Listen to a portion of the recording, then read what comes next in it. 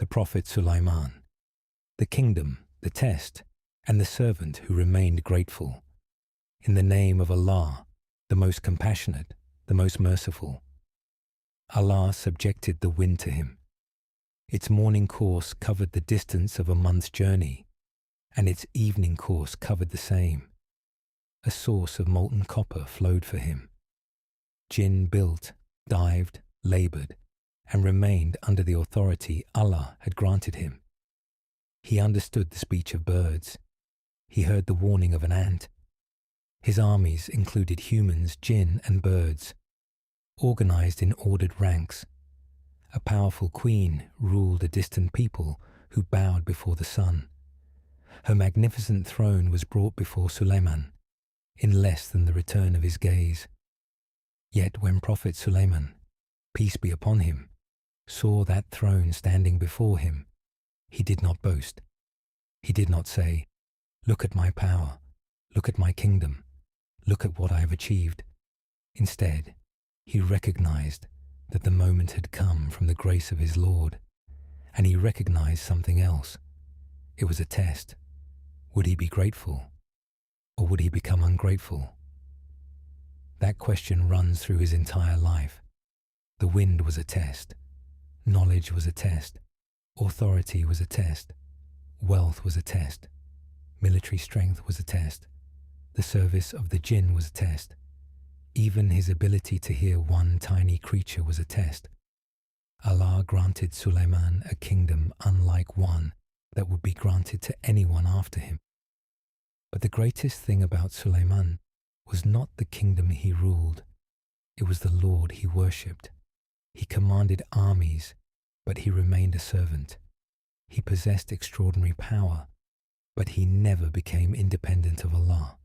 He received blessings that could have corrupted almost any heart, yet the Qur'an repeatedly describes him as someone who returned to Allah. This is not the story of a magician. It is not the story of secret spells, occult rings, or fantasy powers. It is the Quranic story of a prophet, a judge, a leader, a worshipper, a grateful servant, and a king who understood that every blessing placed in his hands was really a question from Allah. Chapter 1. A prophet guided and given revelation. Before the Quran describes Sulaiman as a king, it establishes something far more important. He was a prophet. Allah lists him among the prophets who received revelation.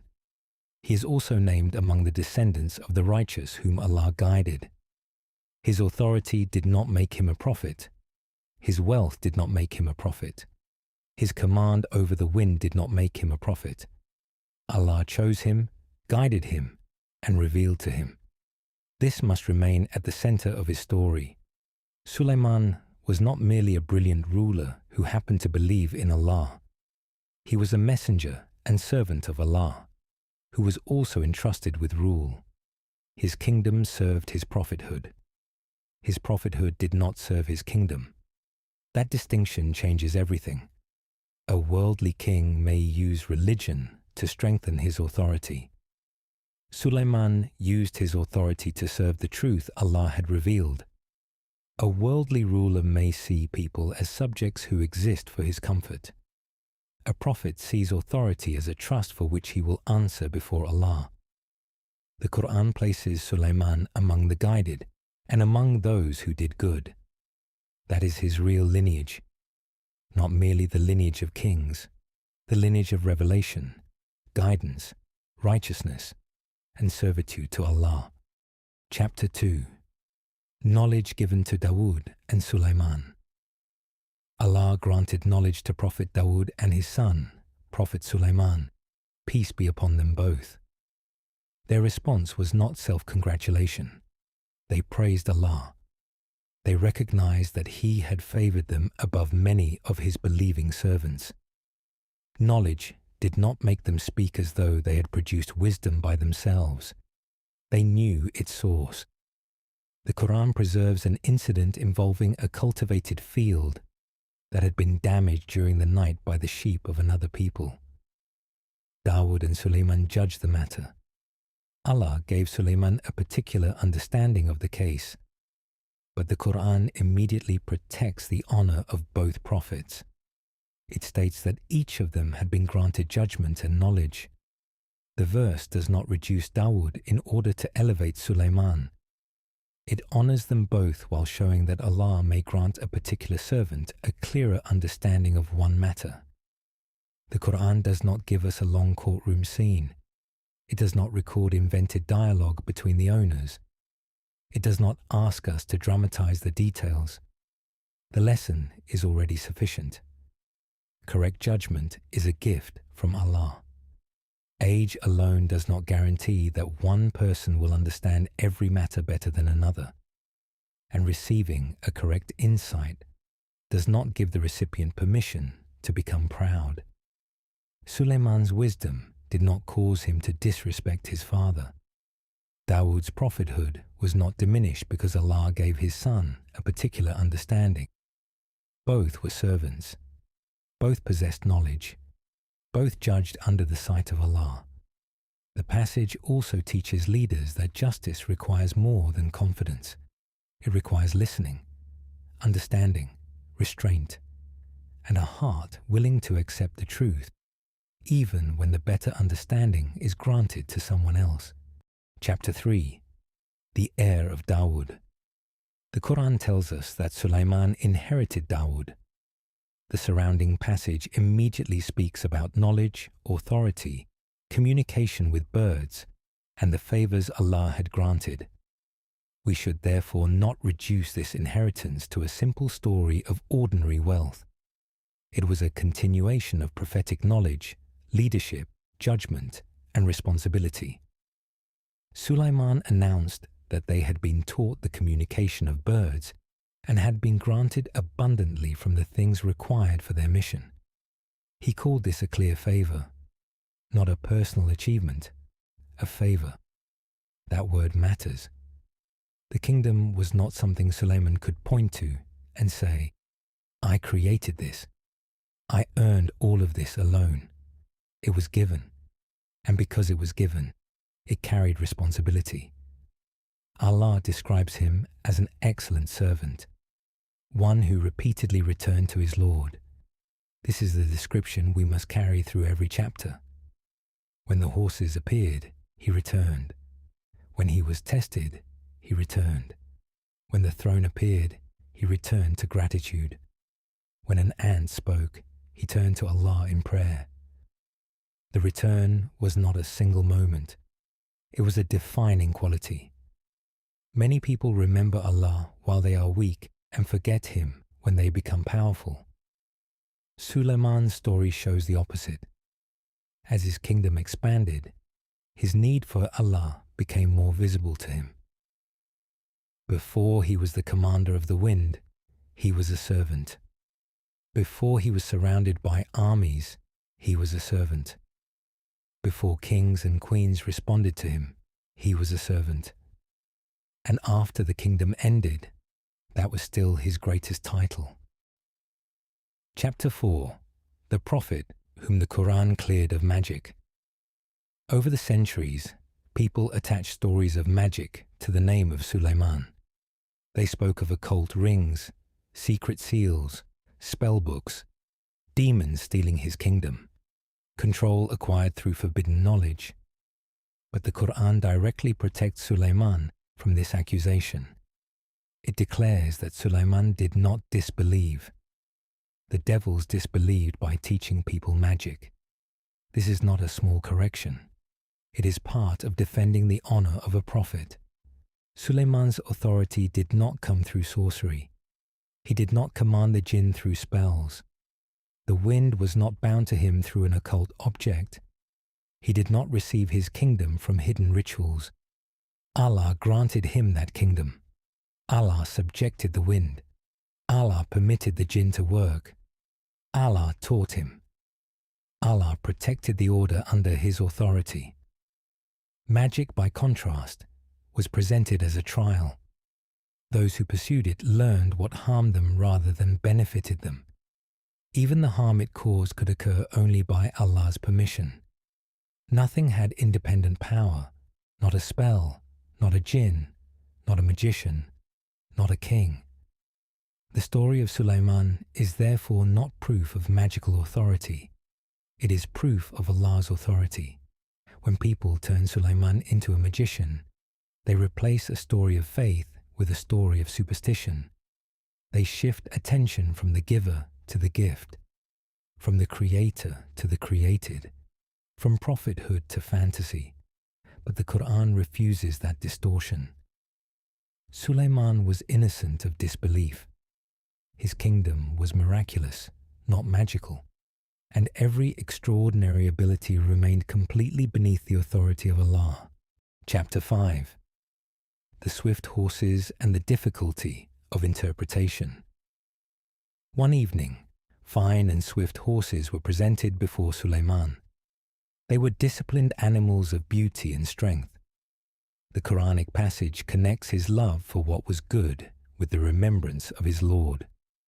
The precise interpretation has been discussed by scholars.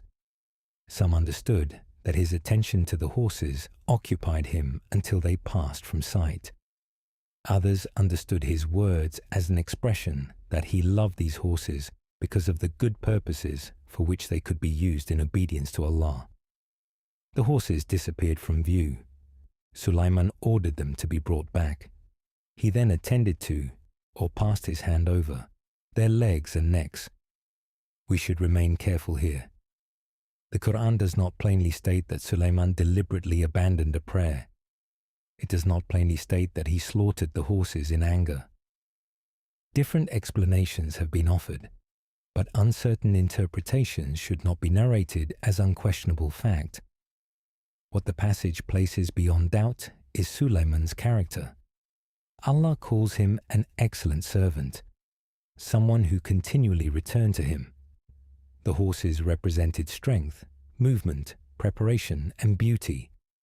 None of those things are evil by themselves. A believer may appreciate beauty.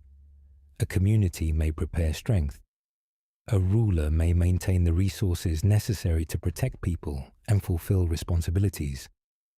The test is whether the heart becomes attached to the gift in a way that causes it to forget Allah.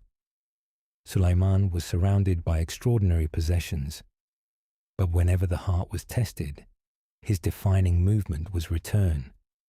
Not stubbornness, not self-justification, return. That is why the passage should not be turned into a sensational scene. Its deepest lesson is not about destroying horses. It is about guarding the heart while possessing what is beautiful. Chapter 6. The body placed upon the throne. Allah tells us that He tested Sulaiman. A body was placed upon his throne. Then Sulaiman returned to Allah. That is all the Qur'an clearly gives us about the event. It does not name the body. It does not tell us how long the trial lasted. It does not mention a magical ring being stolen. It does not say that a devil took Sulaiman's appearance and ruled in his place. It does not ask us to fill the silence with stories. The silence is part of the trust. Revelation gives enough for the lesson. Sulaiman was tested, and Sulaiman returned. Power does not protect a person from trial. A throne does not remove vulnerability. A prophet may be given enormous authority and still be tested in ways known fully only to Allah. The Qur'an does not satisfy every curiosity. Instead, it directs us toward what matters. How did the servant respond? He returned. That same description appears again and again. The quality that made Sulaiman excellent was not that nothing difficult ever happened to him. It was that the difficulty brought him back to Allah. Some people respond to testing by becoming angry with their Lord. Some respond by pretending they need no help. Some cling more tightly to the very power being tested. Sulaiman turned toward Allah. The throne was not his refuge. Allah was. Chapter 7. Forgiveness before authority. After the unexplained trial, Sulaiman prayed. His prayer began with forgiveness. Only then did he ask for a kingdom that would not belong to anyone after him. He recognized Allah as the true giver. This prayer must not be presented as worldly greed. Sulaiman did not speak as a man trying to prove himself greater than everyone else. He spoke as a servant returning to his Lord. My Lord, forgive me, grant me. You are the giver. Each part of the prayer declared dependence. The kingdom would be unique, but the one receiving it remained a servant. Allah answered him. The wind was subjected. Workers from among the jinn were placed under his authority. Builders and divers served within the limits Allah established. Others were restrained. Allah also gave Sulaiman discretion concerning the gift placed in his hands, to grant or withhold as Allah allowed. But authority to decide did not mean freedom from accountability. Every decision remained beneath Allah's knowledge. At the end of the passage, Allah promises Sulaiman nearness and an excellent destination. That is crucial. The story does not end by saying, he had the largest army. It ends by speaking of his position with Allah. His kingdom was temporary. His return to Allah was permanent. The greatest gift was not merely command over creation. It was closeness to the Creator. Chapter 8. The wind that travelled great distances. Among the clearest signs of Sulaiman's unique kingdom was the wind. Allah subjected it to him. The Qur'an describes a morning course, covering what would normally be a month's journey. Its evening course covered the same. Elsewhere it is described as powerful, moving by his command toward a land Allah had blessed. Another passage describes it as moving gently wherever he directed. Powerful when strength was required. Gentle when gentleness was commanded. But Sulaiman did not create the wind. He did not own its nature. He directed it only because Allah subjected it. The wind remained a servant of Allah before it served Sulaiman. This protects the story from becoming fantasy. We do not need flying carpets. We do not need invented vehicles. We do not need to describe what Revelation does not describe. The Quranic miracle is already enough. A force that human beings cannot capture with their hands was made responsive to a prophet by the command of its creator. Great distances could be crossed swiftly. The reach of Sulaiman's mission and administration expanded, but speed did not make him independent. Every journey still began under Allah's permission. Every destination remained within Allah's knowledge. Sulaiman could direct the wind, but Allah directed Sulaiman. Chapter 9. Molten copper and the workers from the Jinn. Allah caused a source of molten copper to flow for Sulaiman. The Qur'an does not ask us to invent a mechanism. It tells us the blessing and directs our attention to the one who provided it. Copper was a valuable resource. It could support construction, tools, vessels, and the immense works being carried out across the kingdom. Among the jinn were those who worked before Sulaiman by the permission of his Lord. That phrase must remain attached to every description of their labor. By the permission of his Lord. They did not grant Sulaiman authority. They were themselves under authority. Some built. Some dived into the depths. Some performed other tasks. Some were restrained. The Quran mentions lofty structures, sculpted forms, large basins resembling reservoirs, and enormous cooking vessels fixed in place. These descriptions show the scale of the works, but the Quran never presents the workers as independent powers. Allah warned that any of them who turned away from his command would face punishment. Another passage ends by declaring that Allah guarded them. Their abilities did not escape him. Their labor did not escape him. Their restraint did not escape him. Even invisible creation remained completely visible to Allah. Sulaiman was given authority over them, but Allah remained guardian over all. Chapter 10. Work in Gratitude. After describing the great works produced under Sulaiman's authority, Allah gave a command to the family of Dawud. Work in gratitude. Gratitude was not meant to remain a sentence spoken by the tongue. It had to become action. Use knowledge in truth. Use judgment with justice. Use authority to protect rather than oppress. Use wealth without worshipping it. Use strength without becoming arrogant.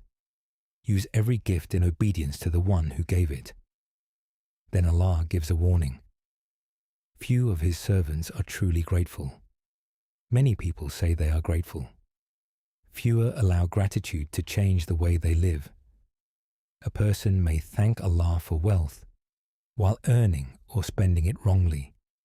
A person may thank Allah for influence while using it to mislead people. A person may thank Allah for knowledge while becoming proud and humiliating others. Real gratitude directs the gift toward what pleases Allah. Sulaiman's kingdom, therefore, was not proof that he had finished being tested. The kingdom was the test. Every new resource increased responsibility. Every new worker increased responsibility. Every new territory increased responsibility. Every order carried consequences. The command was not, enjoy the kingdom and forget accountability. It was, work in gratitude. This lesson reaches every believer. You may not possess Sulaiman's kingdom, but Allah has still placed something in your hands. Time, health, money, knowledge, a family, a skill, a voice, a platform, a position. The size of the blessing does not remove the question. Are you using it gratefully, or has the gift caused you to forget the giver? Chapter 11. The Ordered Army. Sulaiman's forces were gathered. The Qur'an names 3 groups: Jinn, humans, birds. They were organized and held in ordered ranks. This was not an uncontrolled gathering built only for spectacle. The wording suggests discipline, arrangement, and command. A kingdom with extraordinary resources still required order. Power without order becomes chaos. Authority without justice becomes oppression. Resources without responsibility become corruption. Sulaiman's forces were vast, but they did not make him worthy of worship. They were another sign of what Allah had granted. A ruler can be surrounded by thousands and still remain one servant before Allah. An army may obey a king. The king must obey his Lord. And the next scene in the Quran proves that the purpose of describing this army is not merely to impress us with its size. The Quran moves from a vast force to one tiny ant, from the scale of a kingdom to the concern of one small creature. And it shows us what kind of ruler Sulaiman was. Chapter 12. The Valley of the Ants. The forces reached a valley of ants. One ant warned the others. Enter your homes. Sulaiman and his forces may crush you without realizing it. The ant did not describe Sulaiman as deliberately cruel. It understood that any harm would be unintentional. Sulaiman heard its words, and he smiled.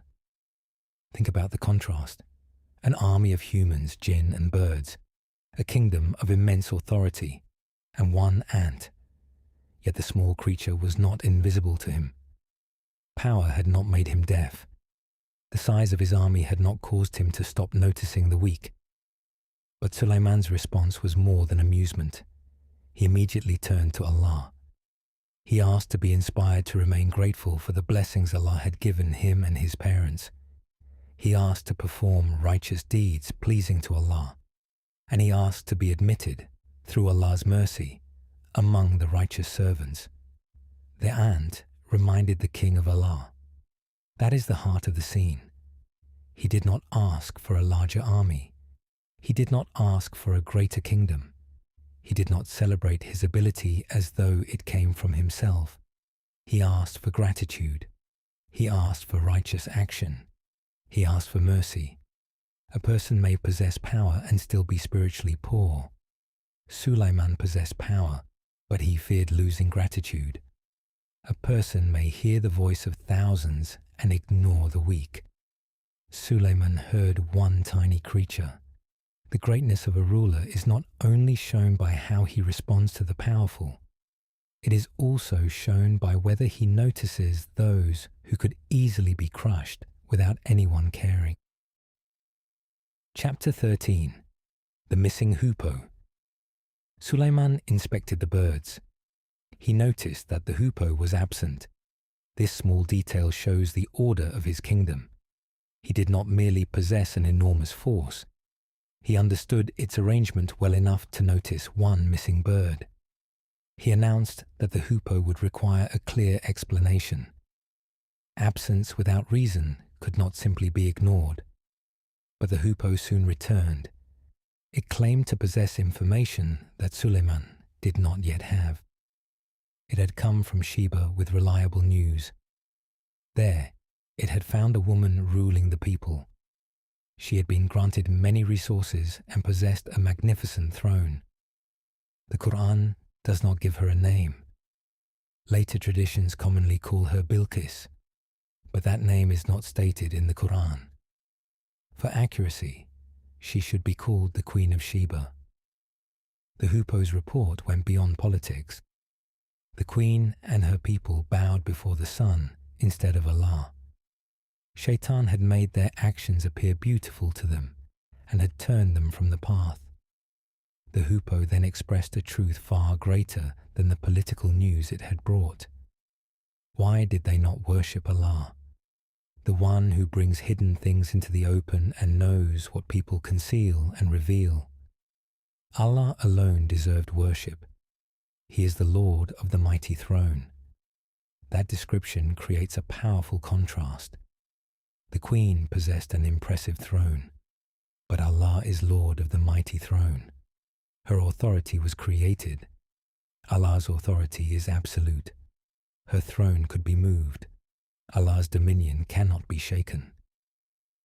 Sulaiman did not accept the hoopoe's report merely because it sounded convincing. He said that they would see whether it had spoken truthfully. That is justice. Information must be verified. Emotion is not evidence.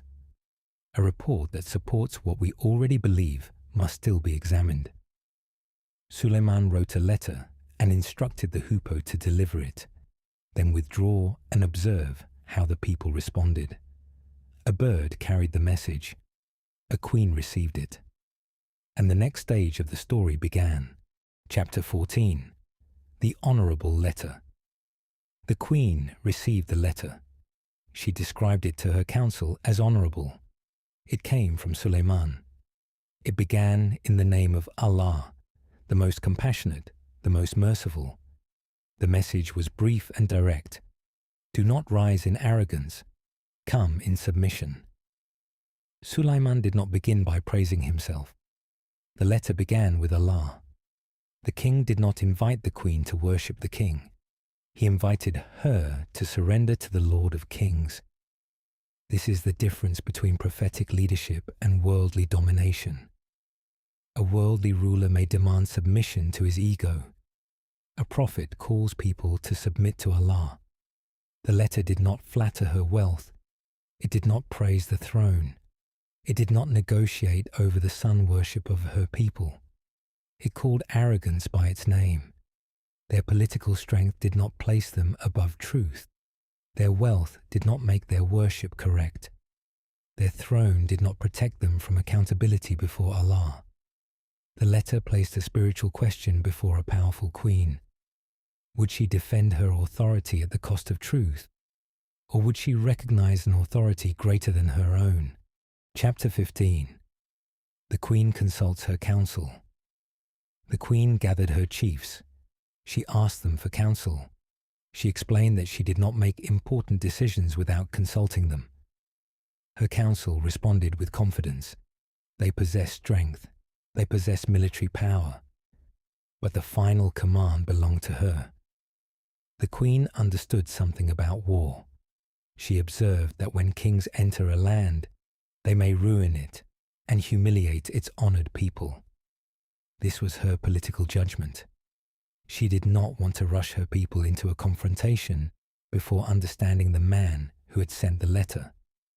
So she chose to send a gift. The gift was a test of her own. Would Sulaiman accept wealth?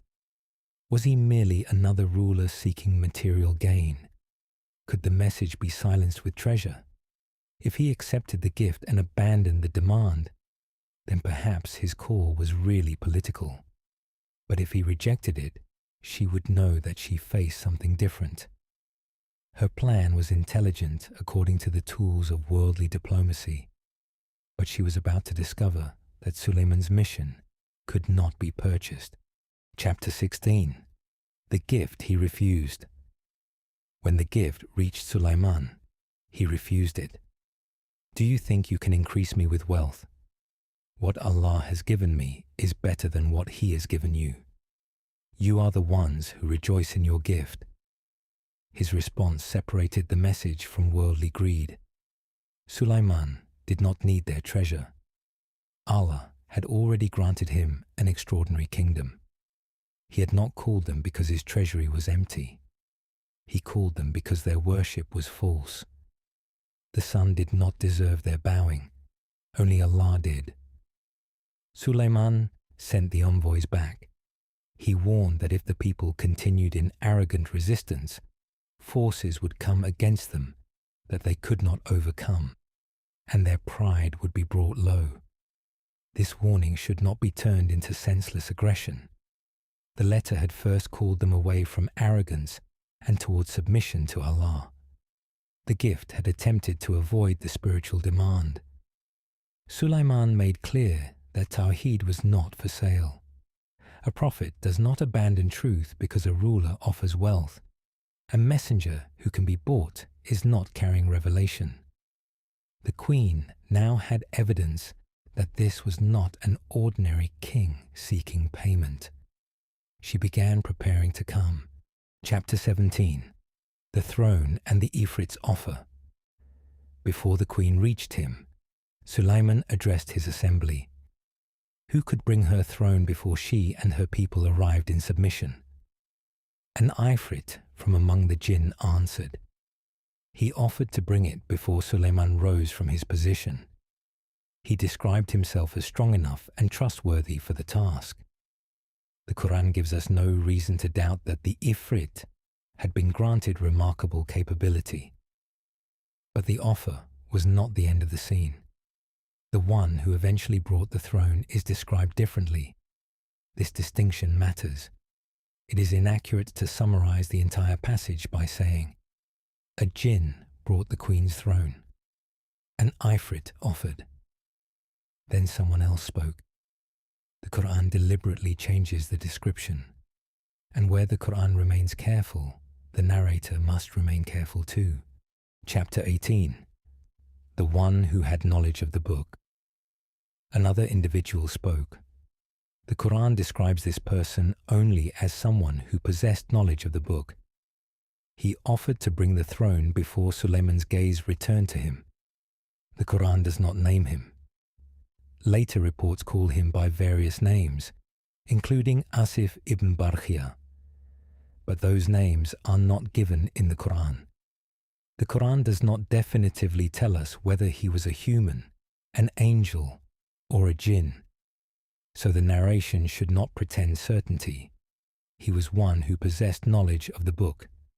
And the throne appeared before Sulaiman. The speed was astonishing. But the Qur'an immediately redirects our attention from the event to Sulaiman's response. He looked at the throne resting before him. He did not praise his own court. He did not celebrate his own power. He recognized the grace of his Lord.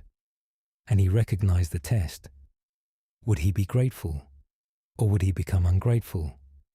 Whoever is grateful benefits their own soul. Allah has no need of anyone's gratitude. He remains generous. This may be the clearest moment in the entire story. A throne appears almost instantly, and Sulaiman's first thought is accountability. Blessing does not always mean approval. A blessing may be an examination. Power may reveal gratitude, or it may expose pride. Sulaiman wanted his response to be gratitude. Chapter 19. The Altered Throne. Sulaiman ordered that the throne be altered. The purpose was to observe whether the queen would recognize it or remain unable to identify it. When she arrived, she was asked, "Is your throne like this?" Her answer was careful. It seemed to be the same. She did not speak recklessly. She saw the similarity, but the situation was almost impossible according to ordinary experience. The throne she had left in her kingdom now stood before her, changed, yet recognizable. The Quranic passage then reminds us that knowledge had already been granted before her arrival, and that submission to Allah was already established among Sulaiman and those with him. The queen was not entering a court built around the worship of Sulaiman. She was entering a community whose prophet king had already submitted to Allah. The throne was not brought merely to impress her. It challenged her understanding of power. She had believed that political strength, wealth, and the sun above her kingdom represented greatness. Now she saw signs that pointed beyond every created power. But one final scene remained. Chapter 20. The Palace of Glass. The Quran explains that what the queen had worshipped besides Allah had previously blocked her from the truth. She belonged to a people who disbelieved. The sun appeared magnificent. It brought light, warmth, the rhythm of day. But the sun was created. It rose by Allah's command. It set by Allah's command. It could not hear. It could not forgive. It could not answer prayer.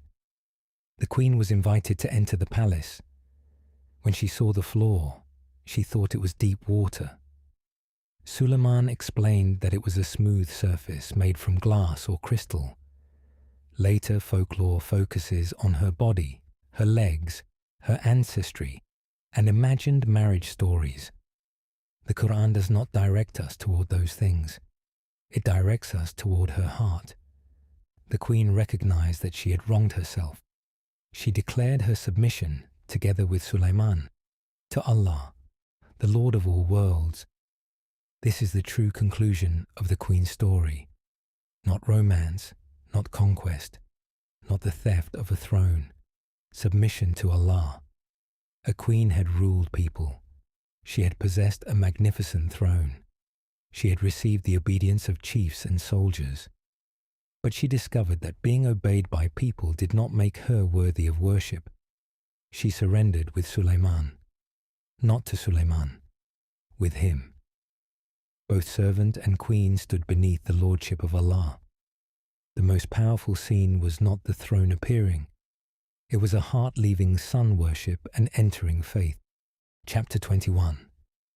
Authority to give or withhold. Allah placed immense resources under Sulaiman's authority. Builders, divers, workers, the wind, the kingdom. He was granted discretion to give or withhold from what had been placed in his hands.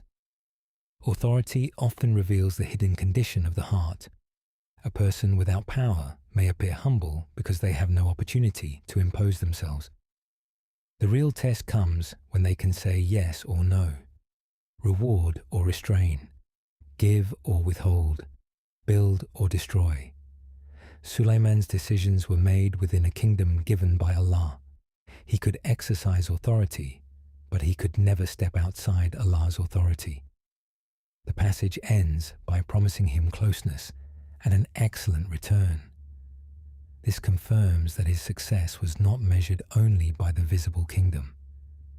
Allah honored his final destination. His worldly authority and his spiritual return were not the same thing. The kingdom ended. The nearness remained. Chapter 22. the death of a prophet king. For all the authority Sulaiman possessed, he remained mortal. Allah decreed his death. The verse indicates that the jinn did not immediately realize what had happened. Nothing revealed Sulaiman's death to them until a small creature of the earth ate through the staff upon which he had been leaning. It is commonly translated or understood as a termite or earthworm. When the staff gave way and Sulaiman fell, the truth became clear to the jinn. Had they possessed knowledge of the unseen, they would not have continued in humiliating labor without knowing that Sulaiman had died. This scene destroys another superstition. The jinn do not know the unseen independently. They may possess abilities human beings do not possess. They may move or work in ways unfamiliar to us, but the unseen belongs to Allah. The jinn did not know that the man standing before them had died until a physical sign exposed it. The wind had travelled great distances for Sulaiman. Copper had flowed. Great structures had risen. Divers had entered the depths. A throne had crossed an impossible distance. A queen had submitted. Yet death came at the appointed time. No kingdom delays it. No army prevents it. No throne removes it. No created being becomes independent of Allah. The lesson is not that an insect defeated a prophet. The creature performed only the role Allah allowed. The lesson is that every kingdom is temporary. Every ruler is mortal. Every hidden matter remains known to Allah, and every soul returns to Him. Chapter 23. What the jinn did not know. People sometimes exaggerate the abilities of the jinn. They imagine that invisible means all-knowing. It does not. They imagine that unusual ability means independence. It does not. They imagine that contact with the unseen world gives complete knowledge of the unseen. It does not. The jinn serving Sulaiman did not know he had died. They remained at work until his fall exposed the truth. Allah had already declared that He was guarding them. Their movements were known. Their labor was known. Their rebellion was known. Their limitations were known. Sulaiman's authority over the jinn was not evidence that he relied upon them. It was evidence that Allah could subject them. And their ignorance of his death was evidence that they were still only created beings. This protects the believer from fear and superstition. No jinn shares Allah's knowledge. No hidden being controls destiny. No invisible creature possesses independent power to benefit or harm. Creation remains creation.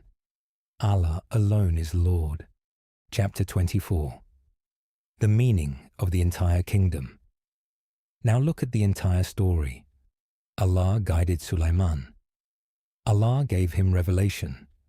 Allah granted him knowledge. Allah gave him particular understanding in judgment. He inherited Dawud's prophetic responsibility and authority. The Qur'an cleared him of magic. The horses tested the attachment of the heart. The body placed upon his throne tested him in a way revelation chose not to explain. He returned to Allah. He asked for forgiveness. Then he asked for a unique kingdom. Allah gave him the wind. Its morning course covered a month's distance. Its evening course covered another. Molten copper flowed. Jinn built and dived. Large structures, basins, forms, and fixed vessels were made. Allah guarded every worker. And the command came. Work in gratitude. His forces included humans, jinn, and birds. They moved in ordered ranks, yet he heard the warning of an ant. And when he heard it, he asked Allah for gratitude, righteous action, and mercy. He noticed the missing hoopoe. He listened to its report. He did not accept the report without verification. The hoopoe told him about the Queen of Sheba. Her throne was impressive, but Allah is Lord of the mighty throne. Her people bowed before the sun. Sulaiman sent a letter beginning with Allah. The queen consulted her chiefs. She sent a gift. Sulaiman rejected it because his message was not for sale. An Ifrit offered to bring her throne, but the one who actually brought it was described only as possessing knowledge of the book. The throne appeared, and Sulaiman called it a test of gratitude. The queen recognized the throne. She entered the palace of glass, and she submitted with Sulaiman to Allah, Lord of all worlds. Then Allah decreed Sulaiman's death. A small creature ate through his staff. He fell, and the Jinn realized that they did not know the unseen. Every part of the story returns to one truth. The kingdom belonged to Allah. The knowledge belonged to Allah. The miracle belonged to Allah. The outcome belonged to Allah. Sulaiman was honored not because he became more than a servant. He was honored because while possessing what could corrupt nearly any human being, he remained an excellent servant. Remain a servant. When the world treats you like a king, Sulaiman, peace be upon him, commanded armies. But he remained a servant. The wind moved by Allah's command. The Jinn worked only by Allah's permission. Knowledge was given to him. Copper was made to flow. A throne appeared before him, and he called it a test. An ant spoke, and he remembered Allah. A queen arrived, and he called her not to himself, but to the Lord of all worlds. His kingdom was extraordinary, but it was never truly his. It belonged to Allah. Allah gives authority. Allah gives knowledge. Allah gives wealth. Allah gives influence. Allah gives skill. Allah gives opportunity. Then He watches what the servant does with the gift. So ask yourself, what has Allah placed in your hands? Money, knowledge, a family, health, strength, a voice, an audience, a position, a skill. Has the blessing made you grateful? Has it made you more obedient? Has it made you kinder to those weaker than you? Has it made you more careful with truth? Or has it quietly made you feel independent? Sulaiman's story teaches us that real success is not possessing more. It is remembering Allah while possessing it. It is using the gift without worshipping the gift.